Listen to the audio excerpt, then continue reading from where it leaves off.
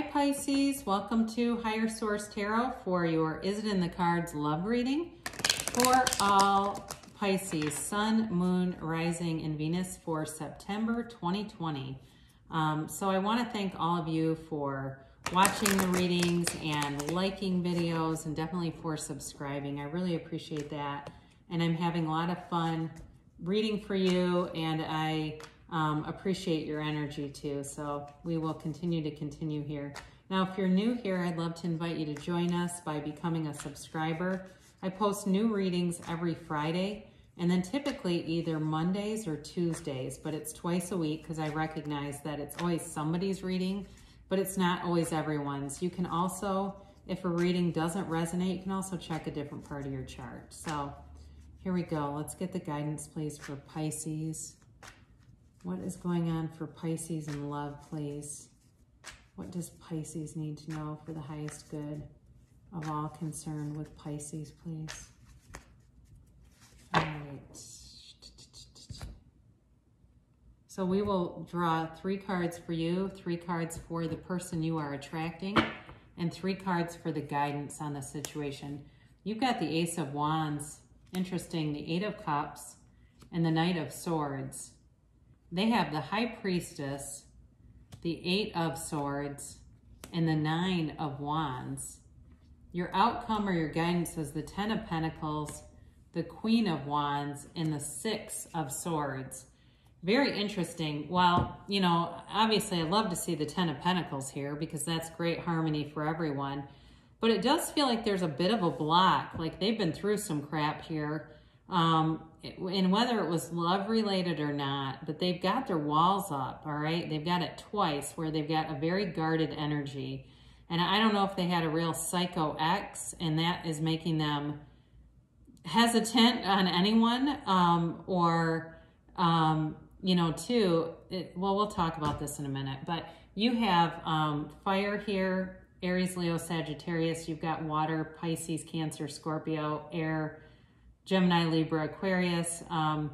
So you do have Earth too. So you've got a new opportunity here with this Ace of Wands, and there's definitely fire here. There's a spark here, maybe somebody that you've met that is very attractive to you, or there's just chemistry there. Like, you know who this is. There's a lot of chemistry here, and there's passion, all right? This is not a boring relationship. You're definitely very attracted to this person and wanting to move forward. You may have left a relationship that was happy, but it just didn't have all the passion with the 8 of Cups, because that's moving on to something better, but it's not like you're leaving a situation that's just crazy or terrible. It's more about just not being the right fit for you, honestly. And so with the Knight of Swords here, this is fast communication coming in. So you may get communication. I do feel like this relationship could be on again, off again. Like there's some too, if it's somebody like you're trying to reconcile with, there's something about this that needs more attention and healing. And there's not a lot of, I mean, you get a nice outcome, but there's not a lot of that softer kind of star or temperance energy to bring in an undertone of healing. And that's what when I look at this, I feel is needed, because the Knight of Swords is going to take you completely by surprise, all right? And rushes towards you with this message, information, communication. The Ace of Wands too here is an apology coming forward. It's an olive branch. So for some of you, if this is somebody who had either did not take off because they were too guarded, or it's somebody who you have been with and it ended, I do feel like there's going to be a sit down. There's going to be somebody owning some of their part. But the only thing about it, when I look at theirs, they've got this, you know, obviously they've got the 9 of Wands, which is definitely, they've got walls up, but with the 8 of Swords, I feel like they will try to kind of blame other people or situations, all right? Like, I feel like if it's something that's ended, that they're not completely owning up to their role in it. They're gonna, you know, with the 8 of Swords, you've got the peanut gallery back here, your 2 best friends that tell you the truth, and then their sword here. And it feels like they're going to be able to look around and say, well, it was, you know, work. It was, you know, this other group, I was confused and they were telling me things that weren't true and I went with that. And you know what I mean? It's like a lot of excuses. I don't see a third party here for those of you that it was an ending. But again, there's this part of them that I feel like they need more development. Now with the High Priestess, there's potential here, but there's something hidden. I feel like there is some information, or it's hidden, deep, deep emotion that's been hidden that they have not wanted to communicate with you. But again, it is coming. You are going to have a conversation with this person, for those of you that are reconciliation.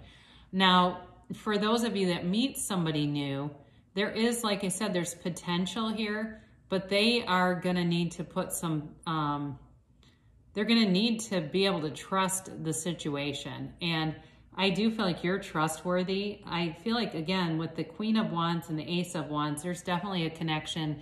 There is definitely passion between the two of you and an energetic, like immediate spark.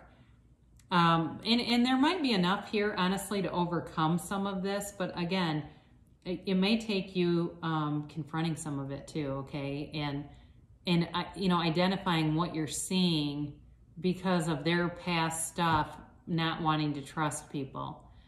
So they may have a hard time committing, to be honest with you on that. I wouldn't say they'd never commit, but I do feel like they move into the relationship here, and it's with the Ten of Pentacles. If we wouldn't have had the Ten of Pentacles and the Queen of Wands here, I would have been extremely concerned. But I do feel like with the Six of Swords, they come with some emotional baggage, or they're coming with some other type of baggage. So it might be financial debt too, for some of you, but there's baggage here. And I'm not saying they aren't worth it, because I mean, their cards, again, they've got sort of this resistant energy, but for some reason you are interested in them. So I'm not here to tell people not to be with somebody, because you never know what the circumstance is, and financial situations can be resolved very quickly in some cases. So if it's financial, that may be easy. And even if it's emotional, my God, they're making a choice. They can let go anytime they want. And that may be part of it too. You know, we create our own reality. And so as you visualize, you know, you can visualize the person whole if you know who it is. I'm going to put this down just for a minute so we can talk about these two. But with the Ten of Pentacles, this is a new cycle. So again, that visualization may come in handy here. It is a very harmonious blending of energies, all right? In the Ten of Pentacles, everybody's happy, everybody's pleased, everybody gets, you know, gets their dreams to come true. The Ten of Pentacles, though, is also a card of kind of like this lack of appreciation or total awareness for the gifts that are being brought in. So they're telling you just to, you know, really be appreciative of some of the signs as they start to show up, and some of those minor manifestations, because that will build momentum to bringing in the more. Now, with the Queen of Wands, this is a beautiful queen. She, again, is very passionate, but she also commands a presence and is very loyal. There's like a very charismatic energy here, but there is loyalty here, and that's what I feel like really helps to shift this person's energy and whatever they've been through, because you're loyal. You're going to be a loyal partner. And actually, I think they're very loyal. And I feel like that's part of the issue, is like they kind of have this thing where they say, I don't know why I keep attracting these disloyal people when I'm so loyal. And so again, this is their work, but I bring it into the reading because I can hear that, and that's part of what will slow it down. So you have a great opportunity here. I mean, there is love, there is a foundation, there is an ability to, I think, run the distance with it, but it's, you know, again, it really comes down to kind of seeing the person as whole, believing that they can show up that way, because you expect what you get, or you get what you expect. Excuse me, I said that in reverse.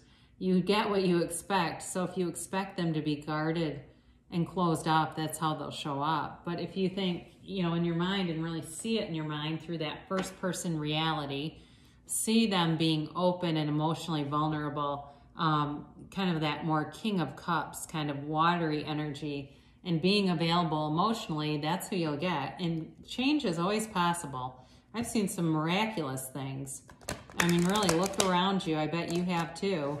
And I've seen reconciliations when, you know, the two people were at each other's throats, and the next thing you know, they're married again. So you never know. So is it in the cards? I'm going to say yes, but I do want to, again, identify that there is an issue here with somebody being very guarded. Now let's get a timeline for you. And a yes, no, reconsider.